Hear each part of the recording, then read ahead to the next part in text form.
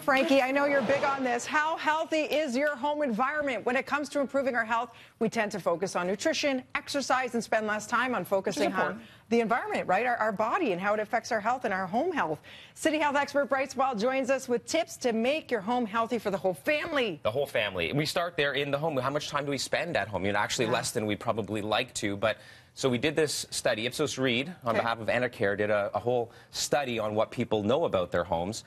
28% actually have no idea even where their ducts are to know about whether they should clean them. And we'll show folks at home what ducts look like when they're dirty. Just listen for the quacking, sorry. Yeah, right. Okay, so here it is. That's a dirty duct. That's a very common dirty duct, right? So 28% of folks don't even know where their ducts are. 41% have never had them cleaned. If you haven't had them cleaned, that's possibly what they look like. It's accumulation over years. So I see a lot of folks, you know, in my practice, and I ask them the nutritional questions, but then I quickly go over to the environment. If they've got chronic fatigue or fibromyalgia or eczema or autoimmune disorders, you know, frankly, the whole host of different chronic presentations, I quickly go to the environment in their home or work because that's where a lot of the toxic burden comes from.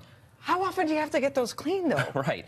So there are folks out there that'll say probably too often, you know, like every 3 months, let us suck the things out of your home. So, you know, I would recommend once a year, maybe twice a year at the very most, but once a year is definitely enough. Okay. You know, it depends on what you're suffering from, but the average household. So the other thing to keep in mind are furnace ducts. We don't, the actual furnace filters. So this is where it all starts. If we think about the furnace as the heart of your home, and we think of the ducts as kind of the arteries of your home, you want to keep that stuff clean. This starts in the heart. This is after 3 months, okay?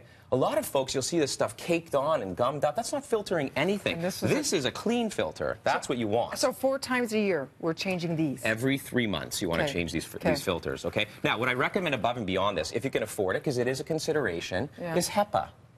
HEPA, okay? So HEPA is an ultrafiltration that feeds your furnace ultra clean air that then ultimately so it takes all the allergens and the dust, and certainly if you have pets at home and the dander that accumulates, there are dust mites all over your home. All right, we'll show folks what this looks like under a microscope. So dust mites, they're ugly guys. They cause all kinds of allergens. Again, asthma, eczema. So they're everywhere, and we live with them synergistically. They're on our eyelids, they're on our mattresses, our pillows, our couch. And so we can't get away from them entirely, but when we reach threshold with these guys, and that is when they get to a certain count or number, we can start to fail, our immune systems start to break down because they're bringing with them antigens, antibodies, and our immune system doesn't know what to do with this stuff. Again, we're inhaling it, it's, you know, we're exposed to this stuff, and so our immune system goes nuts. I need to talk about this in your basement. I need to get this today. So radon. Radon. Radon gas is the #2 cause of lung cancer. This is promoted by both governments in the U.S. and Canada, certainly where we live. So it's a test you're looking at. You put that in your basement. It's a chemical reactor. You can get this in your home hardware store. This will ultimately detect the amount of this gas, which is typically trapped. This gas gets trapped. It comes up through bedrock and it gets trapped in your basement. And the solution, is improving your actual air circulation. So it might be as simple as improving just the, you know, the exhaust. It comes up through your tank. It comes up through your bedrock. From your toilet, from your sinks, and it gets trapped. So the solution is test and then do something about it. Or you can get a professional to test if you don't want to do this method, right? Absolutely. Okay. Absolutely. And you know, so this Enercare study, we looked at this Ipsos Reid study.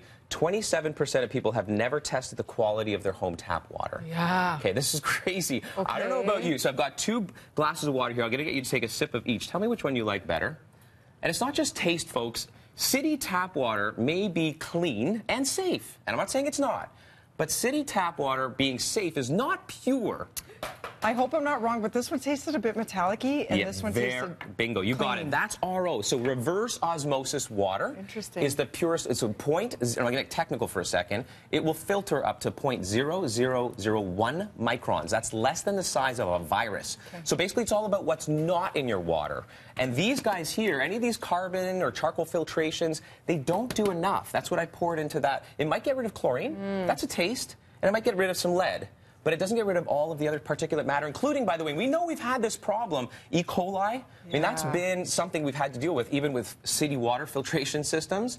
So, and we can show you what E. coli looks like. I mean, this is a nasty little bug that can cause huge problems throughout the gastrointestinal tract. I don't have to tell folks at home. Most of us are, you know, that's the microbe right there. You get that into your body and there's problems. So highly promote RO water filtration systems, you know, 48% don't even do anything to purify their water. So start, folks. And you know, just lastly, it's seasonal affective disorder season right now. Yeah, lack of light. So here's a home hack. Yeah, exactly. Look for, and again, you can pick these up anywhere, look for broad spectrum, full spectrum light. Wherever you spend your time first thing in the morning, like your kitchen or your bedroom for 15 minutes, stimulate that release of serotonin, a feel-good hormone.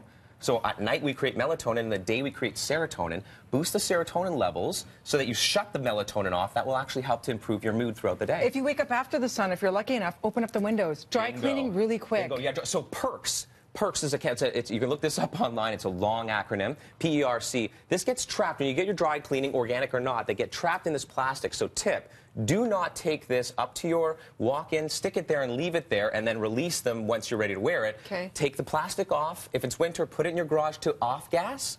If it's summer, leave it on a nice day in the back porch for 15 minutes, let it off gas. PERCs are known to contribute to cancer.